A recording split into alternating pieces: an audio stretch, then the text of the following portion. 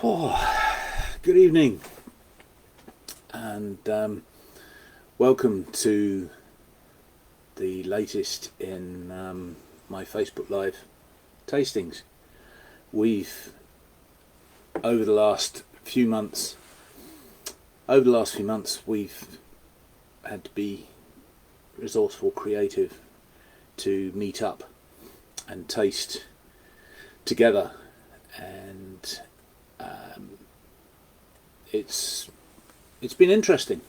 The resources have been there for years, and we've not availed ourselves of them before now. And just today, I was watching a conversation between our spirits buyer at work and a master distiller from Woodford Reserve in Kentucky, and it was fantastic. It was in real time. It was a question and answer session.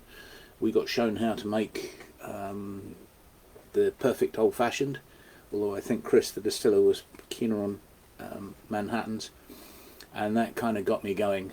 You've actually caught me. I know we're talking about Riesling tonight. This is entitled Rieslings to be Cheerful, but it's also International Martini Day, so City of London Distillery has supplied the goods, and I supplied the glassware, and this is a rather tasty martini. Cheers. Martinis really are just an excuse to drink neat gin. The reason you can't see through this drink is because it's so cold. It's frosted the outside of the glass with ice, which is just how I like it. I keep my gin in the freezer. I spray my vermouth on the glass, and I tip my gin in the glass. If you want to make a martini the classic way, and I realise that this is not what anybody's tuned in to hear, but you're getting it anyway. If you want to make a martini in the classic way, just fill a beaker or a jug with ice, add a measure of vermouth, thoroughly coat the ice, and then tip the vermouth out, unless you want a really vermouth influenced martini.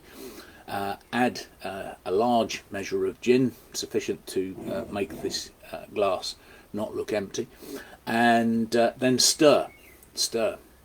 Bond had it all wrong. Shaken, not stirred, and what you end up with is an aerated martini, so it's cloudy in appearance, it's got lots of little bubbles in it, and you chip the ice, so you end up with what looks like scum floating on the surface of your martini. It's most unappealing. It doesn't bruise the alcohol, it doesn't damage the drink. It'll taste the same, it just won't have that lovely limpid clear appearance.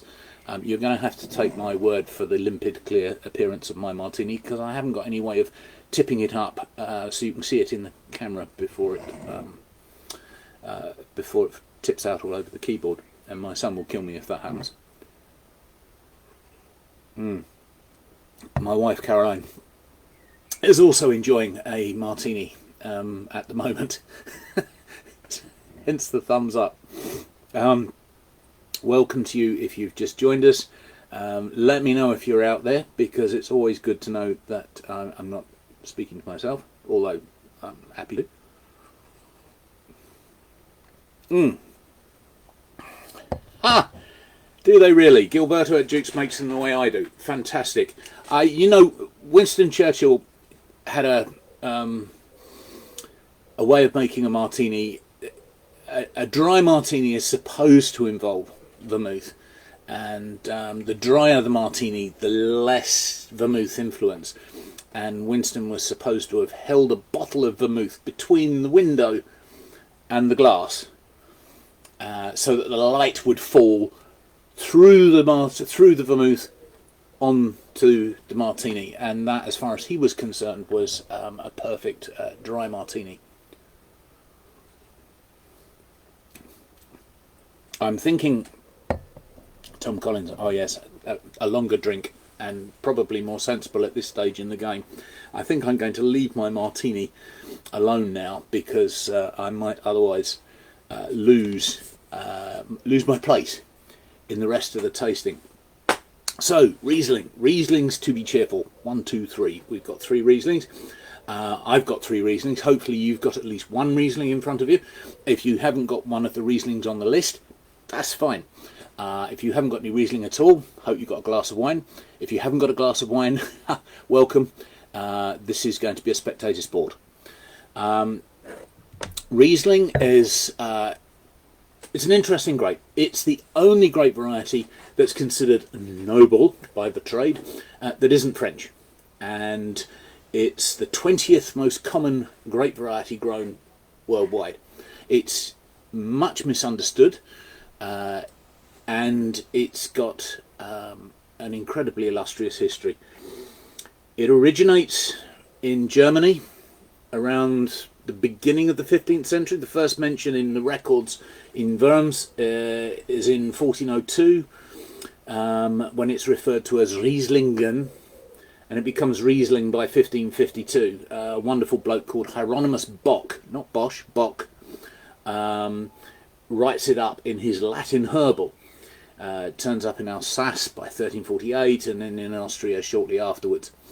It's a grape variety that came into being by crossing Gouais Blanc and Traminer.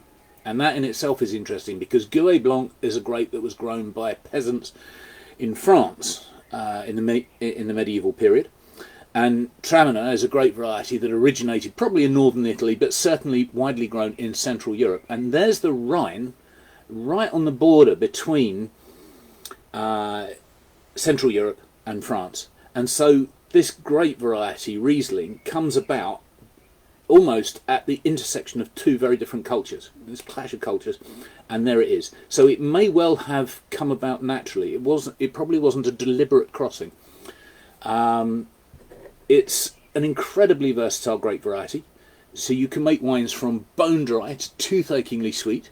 You can make bottle fermented Riesling. Not something you'll see much of in this country, because the Germans drink it all. Riesling sect is quite a sexy beast in Germany. Good luck finding it elsewhere. You don't generally see people fermenting it in oak or oak aging it, but there are some young guns in southern Germany, in Bavaria, right down in near Baden, who are fermenting and aging their Riesling in oak. And I've tasted 1 or 2 examples. They're quite expensive, but they are very interesting. German Riesling is considered to be quite hard to understand. Sorry, I keep moving the glass around. I'm getting it between me and the camera. German Riesling is reckoned to be quite hard to understand, but actually the traditional German label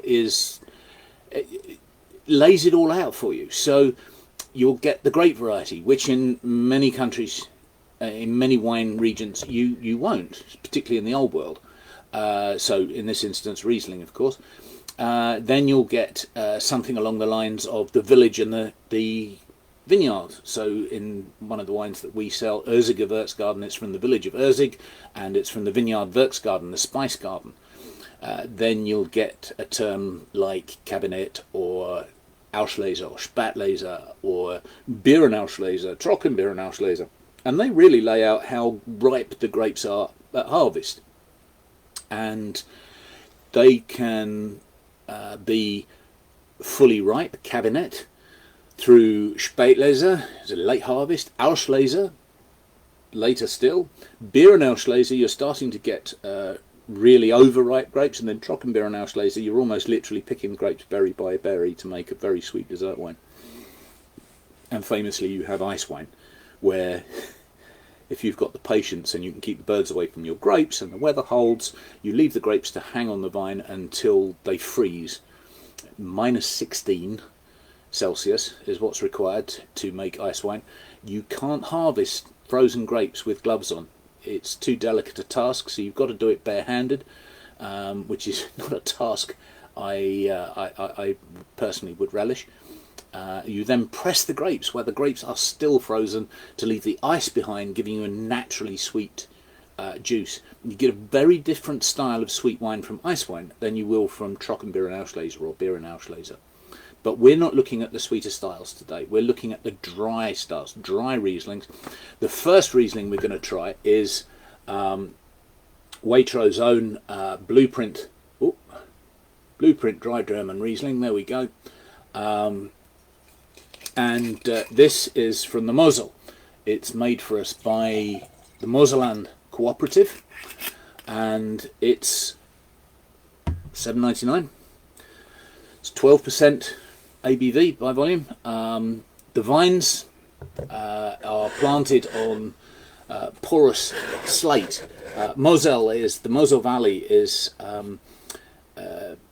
made up of slate, very steep slate vineyards. These aren't necessarily the finest or steepest of those vineyards, but the grapes are selected. They're from selected plots, and they're all grown on slate. Slate, as it breaks down, provides really good drainage. Drainage is good for vines. You don't want them to find water too easily. And it's also good for heat retention, which is useful in the Mosel, because this is about as far north as you go in Germany and still make wine. It's borderland for winemaking.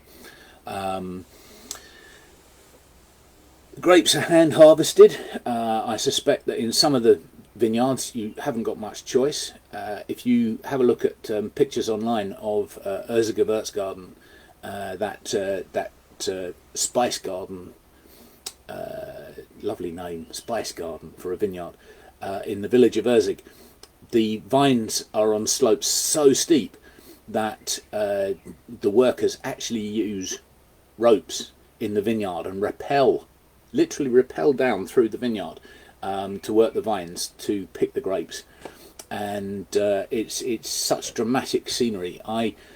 The first time I visited the Moselle was when I was 19. I was on a cycling holiday with my sister. We were cycling the length of the Rhine, and we finished up taking a little detour along the Moselle, and it was spectacular. I'll be honest, I wasn't particularly into wine at the age of 19, but the sight of those vineyards, the vines, the time of year we were there, early summer, the vines were all leaf. You couldn't see much in the way of grapes, but it was such a beautiful sight. And if you're looking for a wine region to visit, I would highly recommend the Mosel. It's beautiful. The towns, the villages are beautiful, and the people are very warm and friendly. The Germans.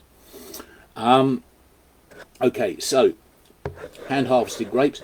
They get a bit of skin contact, a couple of hours skin contact after they're crushed, sort of maceration, which gives more phenolic character. The phenolics are characters that tend to pick up, the juice picks up from the skin of the grapes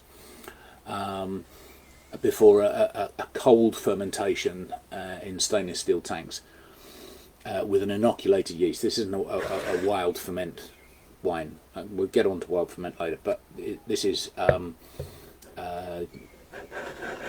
this is made very much to the winemaker's specification. Very, very, I keep swirling it around. I'm dying to get my nose into it. But if you look at this wine, it's very, very pale, very clear.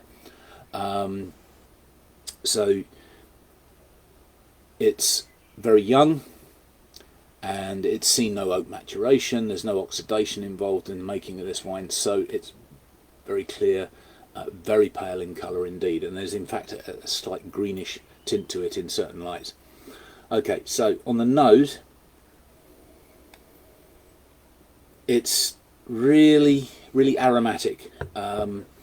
You've got lime is the first thing that springs to mind. Rieslings can produce profoundly citrus scented and flavoured wines, and this is a really good example of that. So you've got lime, you've got lime blossom, lime zest. It's quite complex in that respect. There's also faint notes of honey, and there's a floral kind of a citrus floral, so lime flower, orange blossom sort of character. I had an orange tree once, more hope than reality, and it blossomed every year, but never got anything in the way of fruit on it. The flowers would bloom with a wonderful scent, and then never an orange in sight. But I won't forget the scent in a hurry. So yeah, lovely aromas.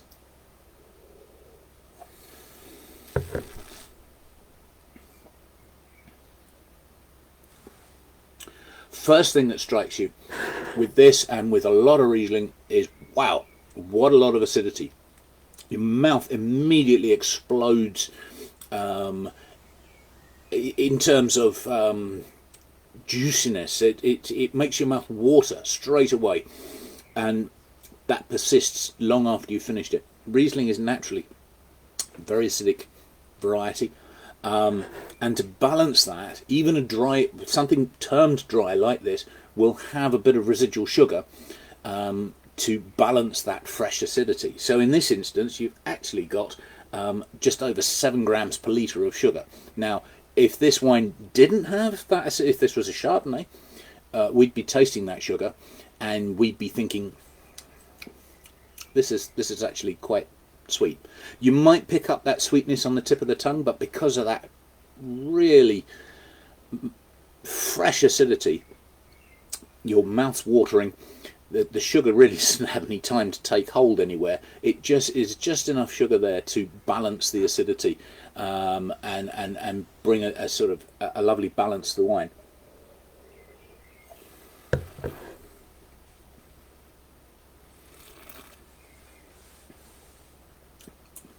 Lots of lime fruit, freshly squeezed lime, and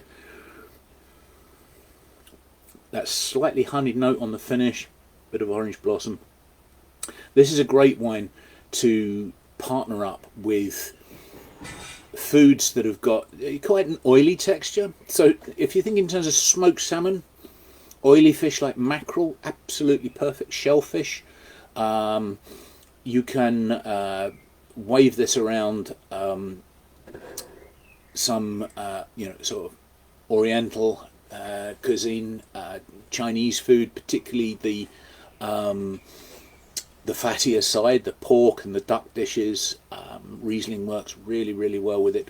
But this sort of light, limey, juicy, very crisp, dry style just works very well with those sort of oily fish characters. Smoked salmon and this is a lovely match.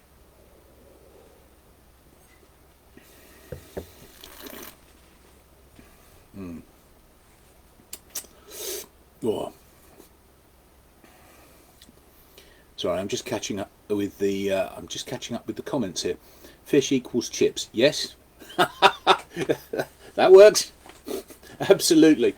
I'll be honest, I tend to have fizz with my fish and chips. It's just a tradition that I picked up 30 odd years ago, whether it's champagne or English sparkling wine. If you know me, you'll know it's probably going to be English sparkling wine these days. But it works. Yeah, it works with that greasiness. Is it this? Is it gets the citrus, the lime style? That's certainly part of it. But the aromatics in the grape variety share a chemical compound with lime, with citrus. So you've got that going on. May I ask a question about it? Is the breadth of Riesling its appeal, but also its downfall? Yes, absolutely. I think most people. Thanks, Jamie. Most people look at Riesling and the shape of the bottle. That flute, it's called. That shape of bottle. They look at that and they think. If you're of a certain generation, my generation, you think Blue Nun, and you're put off. You're put off Riesling for life with that style of wine, and it's too sweet or too dry. That I think that there is a style in Riesling that suits virtually everyone and virtually every dish, but yeah, I may be proving the point here, but I have a pet theory, and forgive me if you've heard this before, but the wine industry is possibly the worst at promoting and selling anything. You ask any wine merchant, anybody involved in the wine industry, be they a wine specialist at Waitrose, all the way through to the team that buy the wine for the Royal Cellars, because I've met and known a couple of them, and ask them what their favourite grape varieties are, what their favourite styles are. The one wine, the one grape variety that every single one of them, I think, without exception, will say that they enjoy, that they've always got a few bottles of in the cellar, or something on the go, maybe even in the fridge, constantly, is Riesling. And yet we're rubbish at selling it. So this is our favourite style of wine. This is one of our favourite styles of wine, but we can't. We're rubbish at selling it, and it's yeah, it is. It's a great variety. I wish more people had the opportunity to try it, and go from there. Well, we're getting the chance this evening to try a few. I'd be interested to know what people think of that wine if they've had it in front of them and they've been able to try it along with me. Just bung something in the comments there. But I'm going to move on to the second wine, which is this one. It's from Jim Barry, one of my favourite Australian producers, and it's his Watervale Riesling 2019. Riesling's been in Australia a long time. Not as long as Germany, I'll grant you. I mean, that's where it originated, and we hadn't set foot in Australia when Riesling originated, obviously. But in 1838, a bloke called William MacArthur planted Riesling vines near Penrith in New South Wales, and there are still Riesling vines grown there to this day. They're certainly scions of the original Riesling. Whether there are any of the original vines left is doubtful. I agree, Nicola. That first wine, it is amazing value for money. $7.99. It's a beauty. So this wine here, again, I'm swirling it before I've looked at it. It's a terrible habit. I just can't wait to get my nose in the glass. It was first released in 1972.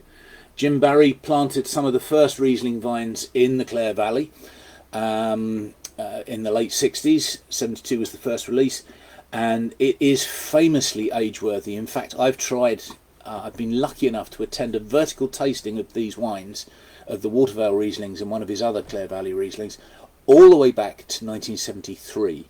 And the 1973 wine was not dead. It still had plenty of life in it. My favourite wine at the tasting was an 82.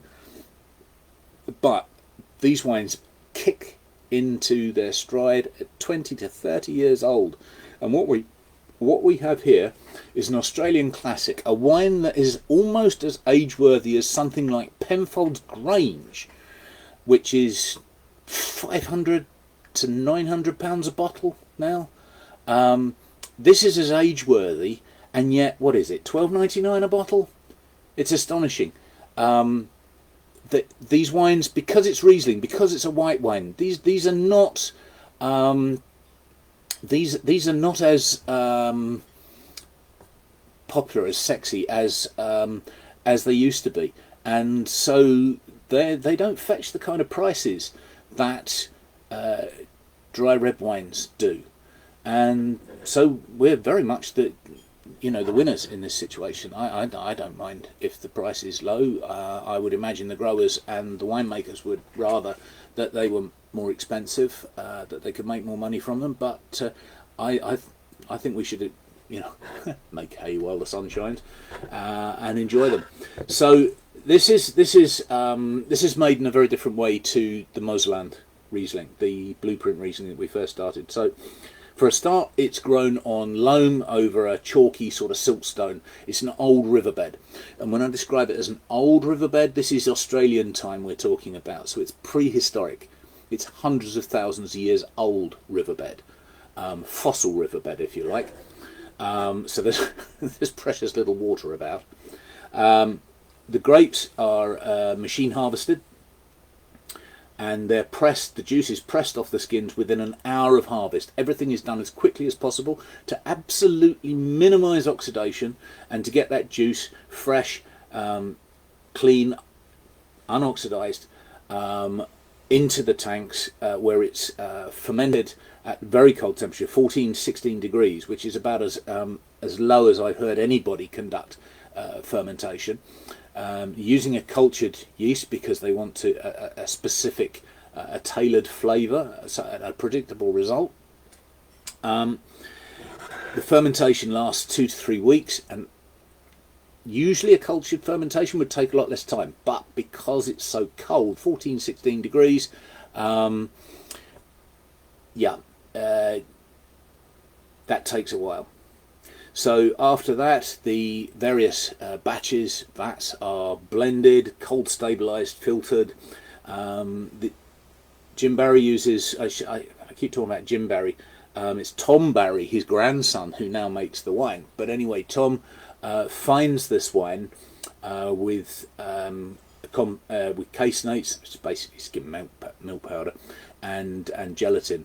Now, fining is where you add something into the wine that causes the proteins from the fermentation, it's a combination of dead yeast and compounds from the grapes, but it makes everything cloudy and murky. It causes all those proteins to flock together and settle out, so they can be filtered out of the wine, and we end up with a nice clear bright wine in our glass. Lots of different fining agents are available to the winemaker. Some will be familiar to home brewers, like isinglass, which is powdered fish swim bladders,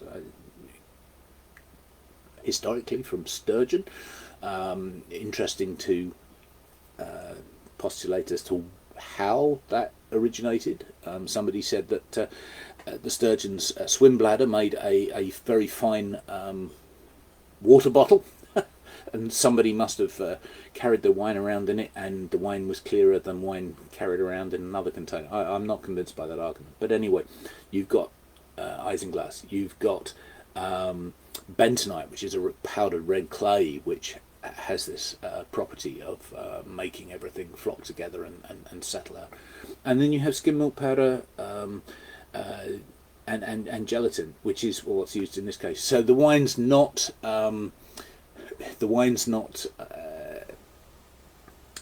suitable for vegans. Sorry about that. If anybody here is vegan, I probably should have warned you. Who cut my hair? Well, it was a joint effort. My 8-year-old son, my wife, myself. I'm not sure I'd recommend our school of barbery, and I use the term advisedly, to anyone else, but it was good fun. It was good fun. Right. So anyway, let's get into this wine. So looking at it, it's a little bit darker in colour than the Mosellan Riesling. Not a lot. It's still very, very pale, very clear. Obviously, it's been fined, cold stabilised. I'll talk more about cold stabilised when we come to the Alsace wine. So I'm pointing that way because that's where the bottles are. So yeah, on the nose, raw, straight away more of that lime. Yeah, lots of lime. Still slightly floral. It's lime zest. It's citrus rind. It's not. I'm trying to get myself into shot and the glass.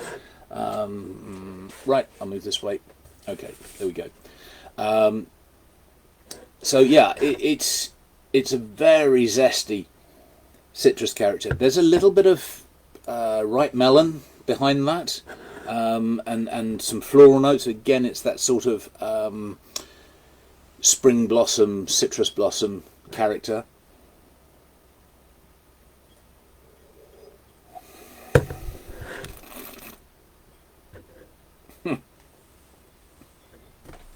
How? Citrus, lemon, lime, grapefruit. Now, I get criticised in wine tasting circles occasionally for describing things as being mineral. It's a very hard thing to define. This, to me, has a mineral finish. It reminds me of sucking on a stone. Now, not everybody had the childhood I had. Not everybody bunged a stone in their mouth to see how it would taste. I'm not sure that's why I put it in my mouth. But suck on a pebble and you'll see what I mean. It's got that minerally character. Whetstone is what somebody described it as. Some people say it's a reflection of the soil that the vine is grown in. There really isn't any... there's no scientific basis for that. The vine does not synthesize minerals in the soil to the extent that they finish up in the grape and that you can identify it chemically in the juice. But if you grow Riesling on red slate, which has a high iron content, hence the red, or you grow it on blue slate, which has a completely different chemical makeup, or on grey slate, you can distinguish between the three. And the red slate wines have a deeper fruit character, and then stone equals snack, fish equals chips, stone equals snack. Yeah, it's not going to it's not going to keep the wolf from the door for long, though, is it? So Ernie Lewson, the chap who makes the Gewürzgarten wine that I keep referring back to, that we sell, Ernie Lewson produces a red slate, a blue slate, and a grey slate Riesling. We sell the grey slate. It would be fantastic if we sold all three. I'm sure that Xenia, who buys our German wines, would love to stock all three, but it's we have limited room on the shelf in store. Actually, Xenia buys the wines for Waitrose cellar, which has, I mean, your virtual shelf is infinite, so in theory we could. So there's a suggestion. But an interesting tasting pack. If you bought all three Rieslings, you would, I promise you, be able to taste the difference between these Rieslings. So there's another note. It's not so strong on the nose as it is on the palate.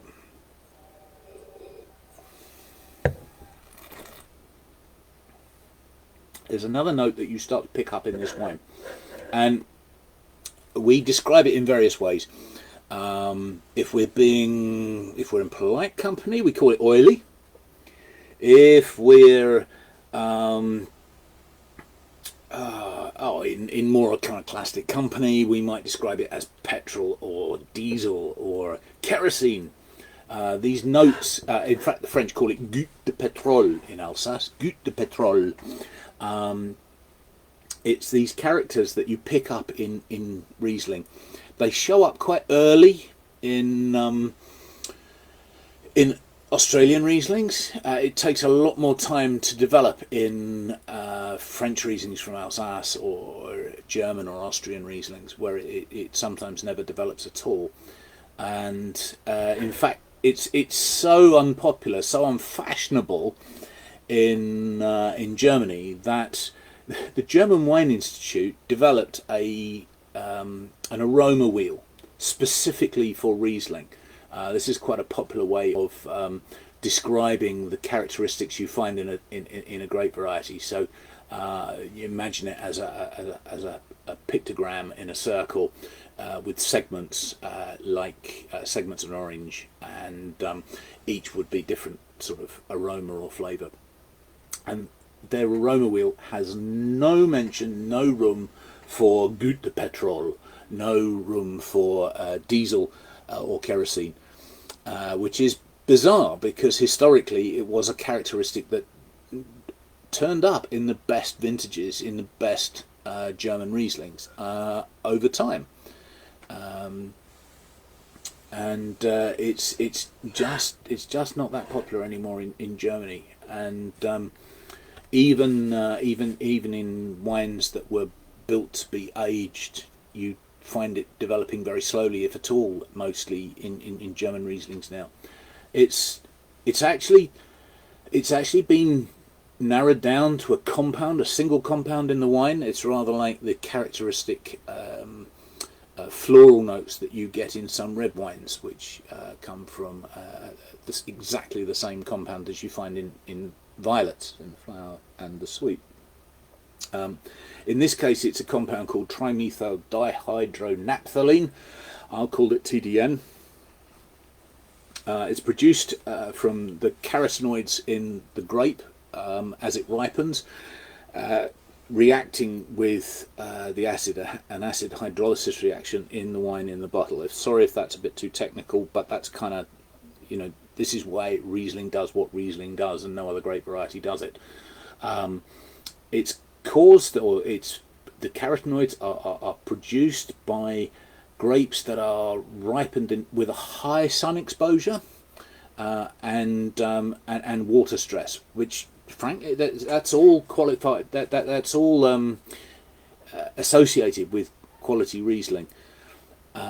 You associate maybe the sun and the water stress with Australian Rieslings, and you're probably right in the Clare and Eden Valleys, which are most famous for Australian Riesling. But it's also true of the ripest and the best vintages in Alsace, in Germany, and Austria.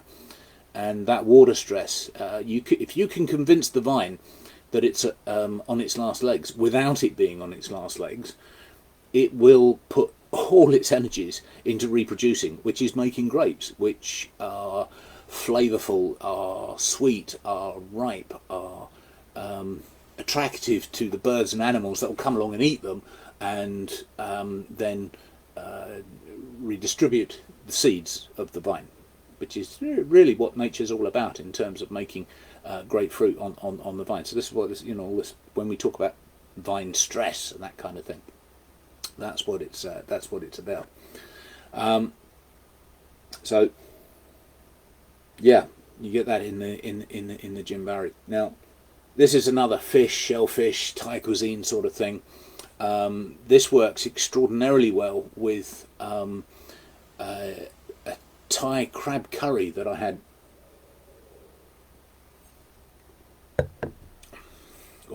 a few years ago, and it was absolutely smashing.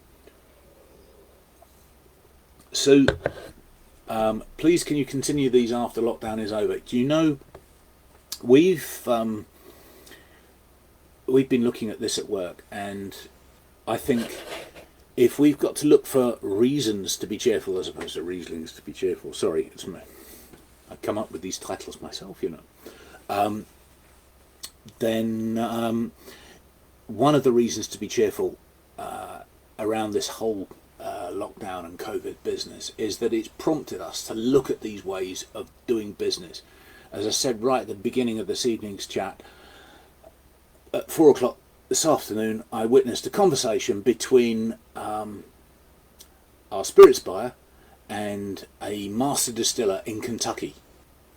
And it was morning in Kentucky, so the guy was going to save his Manhattan and his old-fashioned until the sun had passed the yard arm over there. But we were able to talk, to converse across continents. I'm talking at the moment to winemakers in South Africa, in Australia, in Italy, in New Zealand, about coming on board with this, so that instead of just listening to me talk about wine, we can listen to the person who made the wine talk about wine. And I think that's really exciting. And this is definitely something we're going to continue after lockdown is over, because the dam's burst. The potential now has been realised. We know we can do this kind of thing. South Africa, it's a doddle. There's only an hour's time difference with British summertime. And you know, there are several South African winemakers who are very keen to do this because, again, because of the lockdown, they can't get over here at the moment. So we've missed the London Wine Fair this year, and there are lots of other opportunities that we had in the food hall where we could have got a winemaker in because they were in the country for another reason. They don't come here to see us, not specifically, but it's nice to be able to add it on. And we've had these marvellous tastings in the wine in the food hall in the past where we've been able to get a winemaker in and fill the place up, and it's a lovely way to explore the wine. We're gonna keep doing those when we're allowed to. We will. When we can open the wine bar again, we will. When we can run those tastings again, we will. But we will look at a way of filming that live so that we can incorporate. We can bring in a winemaker from overseas into the wine bar. So we can be there present, all of us, tasting the wine together, but we can have the person who made it present, even if he's not. We're going to look at a way of screening the tastings that we conduct in the wine bar so that people who can't be there can pick that up wherever they are. And I've noticed that we've got people now who are enjoying these tastings in South Africa, in New Zealand, in Australia. I actually had some comments last week from somebody who watched it in Hong Kong. I mean, not on the night. They picked it up on my feed about a week later, but they watched the South African tasting that we did together. And yeah, it's great fun, and it is more inclusive. It is absolutely more inclusive, and so we're going to try and combine the live in the flesh element with this virtual element as well, and I think it's something that we probably should have adopted years ago. All of the potential was there. I mean, 10 years ago we conducted a tasting live at Olympia during the London Wine Fair, and it was a tasting of Portuguese wines. Oz Clarke presented it, and frankly, there is no better presenter than Oz Clarke. So Oz presented it, and we screened it live in the wine bar, and Canary Wharf screened it live in their wine bar, and it worked really well. Apart from that brief period where we had an interruption in feed for two of the wines, and I had to talk about them in the wine bar, and somebody else had to talk about them in Canary Wharf until the feed was re-established. Thankfully, they were wines that I was well familiar with. But no, we should have been doing this long ago, and we've started. We're not going to stop. The ball is rolling, and I'm going to keep kicking it. I'm going to keep pushing it because I think this is a brilliant way of communicating our love of wine, and a great opportunity to try different wines together. So look, I'm getting distracted, and there's a third wine. Okay, so the third wine we're going to try is this one here. This is Rolly Gassman's Riesling from Alsace. This is 2016, and straight away in the glass you can probably even see that. Well, you can see that on camera.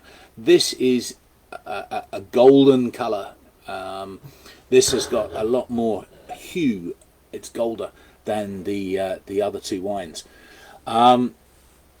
Rolly Gassman is named for Marie-Thérèse Rolly and Louis Gassman, who then, when they married in 1967, brought together their families' holdings. So they've got about 60 hectares of vines in total, which is not big in the scheme of things, but is actually quite a large holding in that part of Alsace.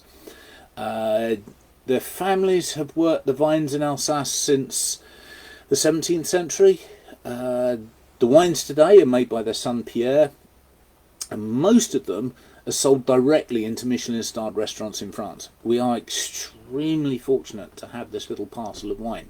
It's only a couple of hundred cases. We get.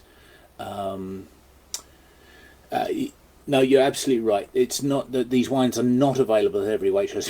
In fact, these wines are only available in 3 Waitrose. And the best way I can say suggest to people to get these wines is to, if you're not in London, and I'm afraid all 3 branches that stock the wines are in London, you can order them from waitrosecellar.com, and you can have them delivered click and collect to your nearest Waitrose store. That's for the next day. Alternatively, you can you can have them delivered to your home. All the wines that Waitrose carry are available online through Waitrose Cellar. So this click and collect thing and having it delivered into your, that Martini was a bad idea. Having the wine delivered into your local store is the way to go. I wish it didn't cost. The click and collect is only free with orders over £100, I think. I like the idea of a box of 6 wines in the tasting can be ordered in advance. I like that. I'll be honest. I'm doing this at home. I'm in my boy's bedroom at the moment, which is why there's a red backdrop behind me and clouds painted on the ceiling, because that's their bunk bed, and I've got just a sheet draped over it to give me a more neutral background. This is not part of an official Waitrose venture. This is something that we've done, that I've done, to keep things going with our customers at the food hall, to make these tastings, to carry on these tastings, and so we're feeling our way a little bit. But I like the suggestion, certainly, to offer a tasting case, and I think working with the team at head office, we'll bring these ideas together and promote them. Anyway, back to Pierre Gassman and his wines. The village of Rochefort is where his vineyards are based. It's in the northern tip of Alsace. There are no Grand Crus in this village. Alsace is divided up into regular vineyards and just Grand Crus. When all of this was being set up in the 1970s, the villagers of Rochefort, basically said they've got 12 sites being considered. Lieu-dit, they're called. 12 sites being considered for Grand Cru status, and they said, well, look, all 12 are Grand Cru, or none of them. And the authorities took them at their word. And so today there are no Grand Crus in Rochefort. And you talk to the locals, they'll say it's all Grand Cru. And you talk to the bureaucrats, and they'll say none of it is Grand Cru. Pierre's committed to biodynamics in the vineyard. He's doing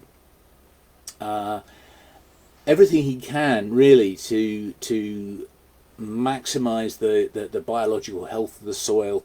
Biodynamics is interesting stuff. I'm reading around a lot of articles to do with it at the moment because I'm a wine geek and I can't help myself.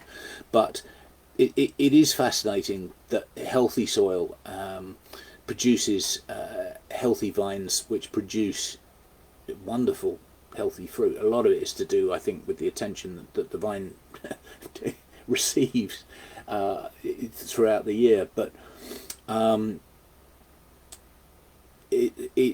while he's doing everything biodynamically, he can't certify his vineyards as biodynamic, and the reason is that he uses weed killer between the vines in those sections of the vineyard that have got really heavy clay, because to employ 4 extra vineyard hands full time would add too much to the price of a bottle.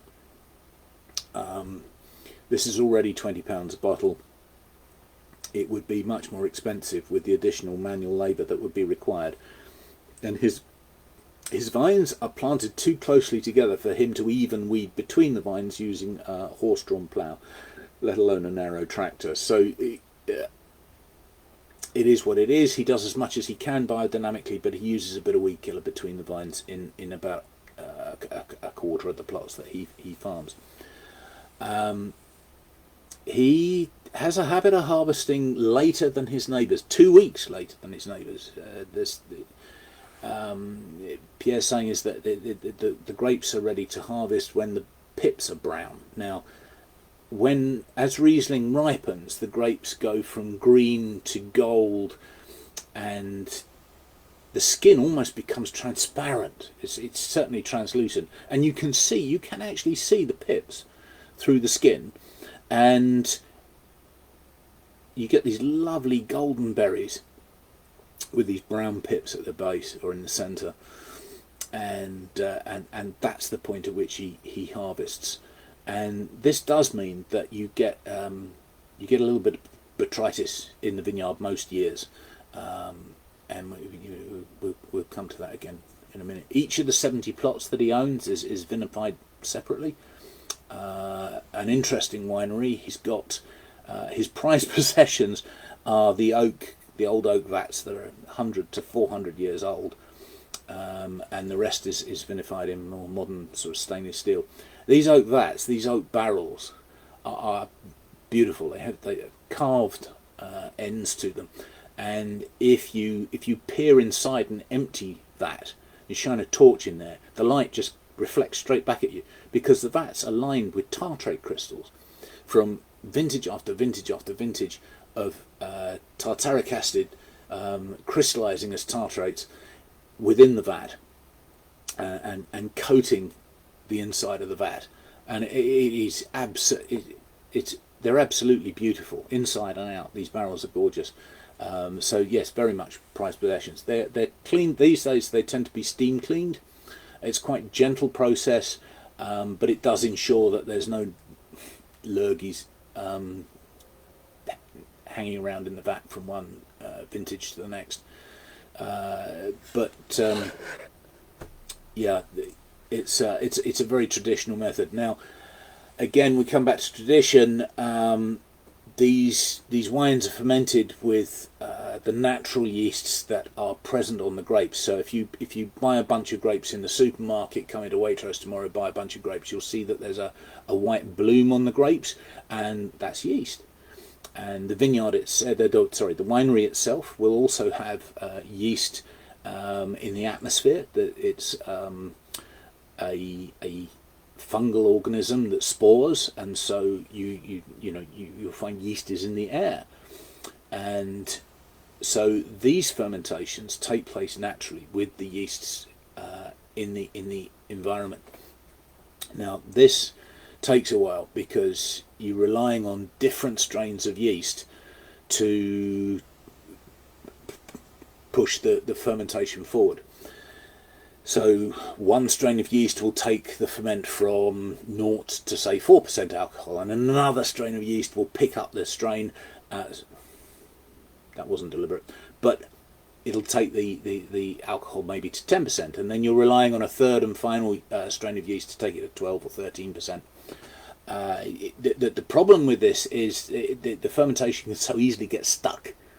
There's a missing component. There's a yeast there, or rather there's a yeast that's not there, that will help you finish the fermentation.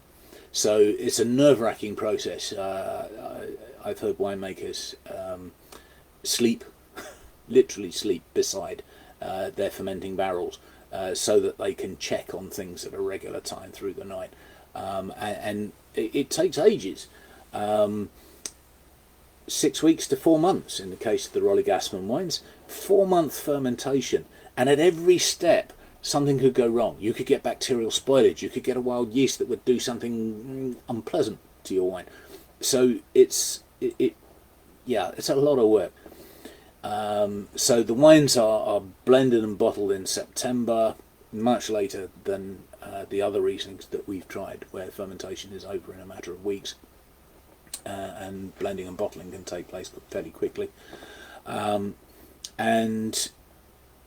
Pierre Gassman only releases these wines when he considers them ready to drink, or at least accessible. So that not straight away. Hence, this is a 2016. This is the current release. This isn't a wine that I've stashed away in the cellar for 3 years. This is his current release. Even when described as dry, a lot of these naturally fermented wines will contain a little bit of residual sugar because the yeasts won't have consumed all of the elements of the grape sugar, so there'll be some fructose left or what have you, and so you may find it's slightly sweeter in character. So we've discussed the colour. Something that's actually present in my glass. I can't. Can you see? No, you can't see them. There are a few very small tartrate crystals. I've described these as lining the barrels. But because this wine is unfined and unfiltered, you'll find that you'll get some of these tartrate crystals settling out in the bottle, and when you put the bottle in the fridge, when you chill it, those tartrates will crystallise and will settle out and form what the trade used to call wine diamonds, but form little crystals in the bottom of the bottle. The reason you don't see that with most commercial wines is because they're chill filtered, and the reason that the industry does that is because not everybody wants something that looks like powdered glass in the bottom of their bottle. So you would imagine a lot of people would be returning their wine if it was considered that faulty. So we've got that lovely pale gold colour on the nose. Now again, we've got lime and citrus. Very much those sort of Riesling characteristics, but you've also got sort of heavier, riper characters. Apricot. There's that floral note. There's a honeyed note, a much stronger honeyed note than we had in the Waitrose Blueprint Riesling, and that sort of waxy honeyed note is very, very indicative of botrytis. Botrytis, or noble rot, pourriture noble in French, Botrytis cinerea. It's a mould that grows on the outside of the grapes, and unlike grey rot, another form of botrytis which just ruins the crop, Botrytis cinerea extracts moisture from the grape without destroying the integrity of the skin, without consuming all the sugars, but it extracts moisture over and above everything else, and leaves behind this naturally sweet juice and creates these kind of sort of waxy honeyed aromas. You pick it up, it's very identifiable in good Sauterne, in Tokaj, and in botrytis affected Rieslings, which you can get now from all over the world. Wonderful dessert wine, but there's an element of this on the nose of this wine.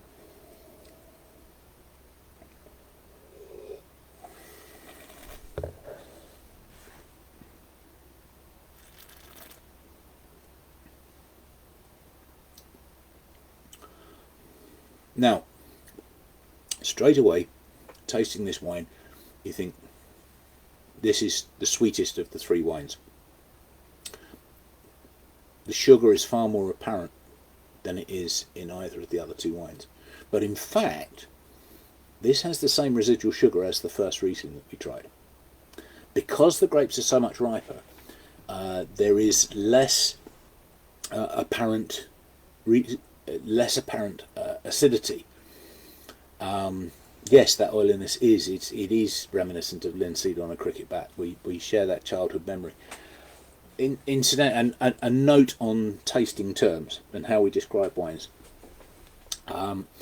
Your sense of smell is incredibly personal, very evocative, and goes straight. Your sense of smell behind the bridge of your nose connects straight to the hippocampus and generates a memory hit with every sniff.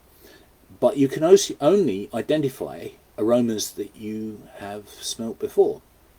And so different citrus fruits will come to mind with people's different experiences. I can remember working with a group of South African students in London, and we were talking about New Zealand Sauvignon Blanc and its popularity, and how its popularity exploded all over the world since the 1980s, and how it had taken off. And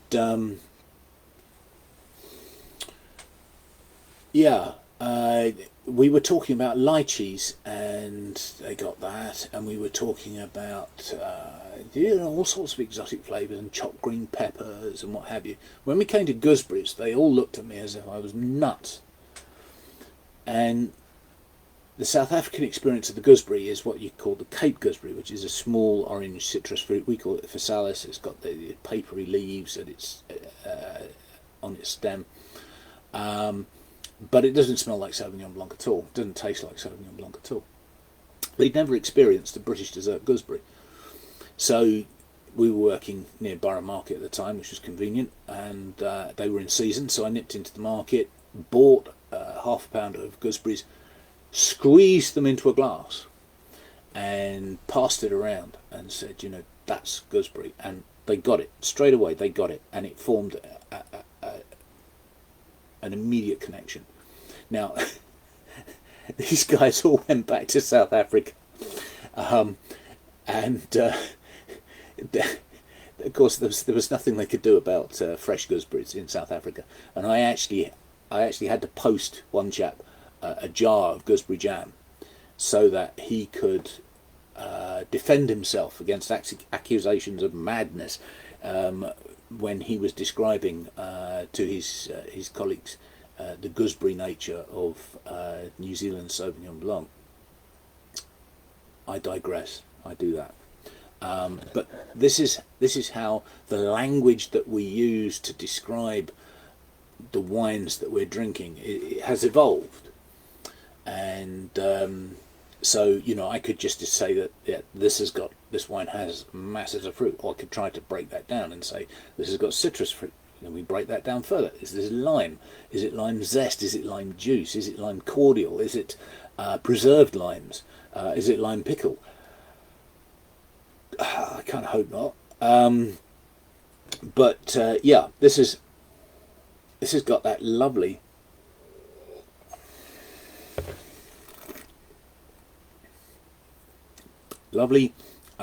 sweetness. The acidity now, compared to the first two wines, is just enough to balance the wine.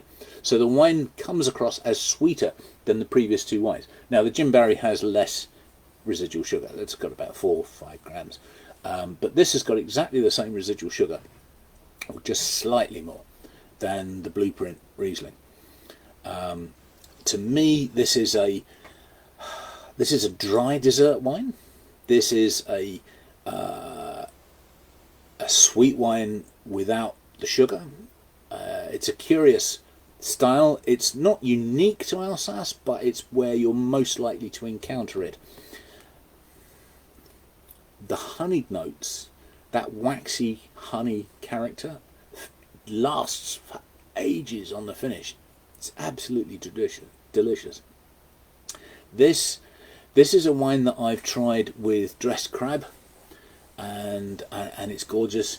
I haven't had it with Chinese food, but it's supposed to work very, very well with Chinese and Thai food.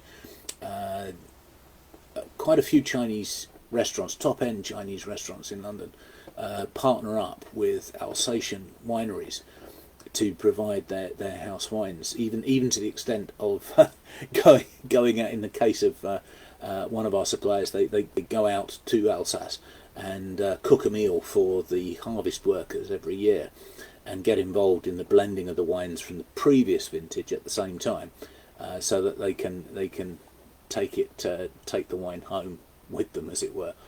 and I think that's a really lovely combination.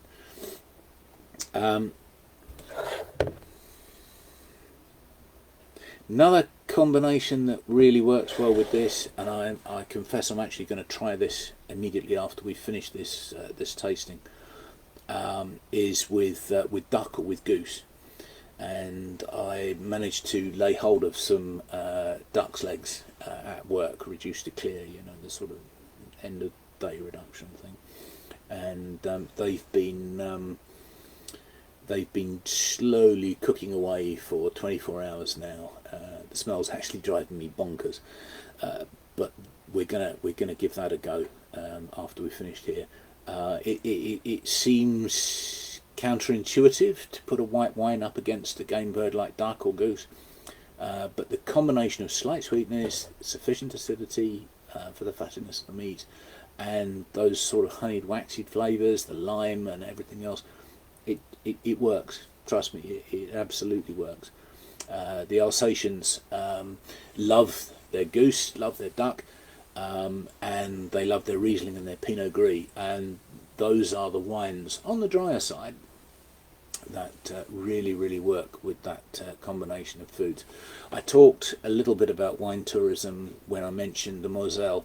If you want to do a wine and food tour anywhere on the globe, the best place to start is Alsace. I defy anybody to cycle through Alsace as I did and not stop in every village to eat and drink something, because the smells all day, every day, are irresistible. And that's just the smell. You haven't even looked in the shop window at this point, or tried to book a table in a restaurant. It's a wonderful region. It's a strange place. It's swapped hands between the Germans and the French over the years, but it takes German grape varieties and German ingredients like sauerkraut, becomes Choucroute, and layers a French cuisine and a French style of winemaking over the top of these sort of raw ingredients. And it's a magical combination. We come back to how I described the origins of Riesling in the very beginning, as being at the crossroads of two worlds. You've got the Gouet Blanc from France, and you've got the Traminer from Central Europe, and there's the Rhine, the natural barrier between the two, and this is where Riesling originates. And with the Alsatian Riesling, we've got something that brings those two worlds together again, and their local cuisine does the same as well. I hope you've all enjoyed this, and as much as I have, but I've got all three wines. I hope that some of you have at least had the opportunity to try some of these wines. If you haven't, the first two are in pretty broad distribution. You can get them in most Waitrose. I do apologise about the Rolly Gassman only being available in 3 branches, but I love the wine. I really wanted to show it. If you want to try these wines for yourself and you haven't been able to this evening, you can get them all through waitrosecellar.com. They can all be delivered to your home if you live in the UK. Apologies to those of you who live overseas. Wine Searcher is your friend here. Yeah, it's been great to try these wines with you. As I say, I hope you've enjoyed it, and I will let you know in good time before the next one. We'll run another tasting in a fortnight. Next week, starting tomorrow, it's a postponed English Wine Week. Very sensibly, Wine GB, the trade body, put off English Wine Week because of social distancing and the lockdown, and it wasn't possible for anybody to visit English wineries a month ago. So next week, all week, is English Wine Week, and I will be posting a tasting every day for 7 days on Facebook, on Twitter, on Google Plus for my colleagues, and any other venue I can bung the recording down on. But I shall be tasting an English wine every day for the next 7 days. So feel free to tune in to watch those tastes. They'll be very short, 2-minute tasting notes, possibly 3, sometimes 4. But there'll be very short tasting notes compared to this evening's marathon. But do join in. Do drink English wine during English Wine Week if you have the opportunity. And it'll be lovely to see you all again, metaphorically speaking, in a fortnight's time. Thank you for joining me. Cheers.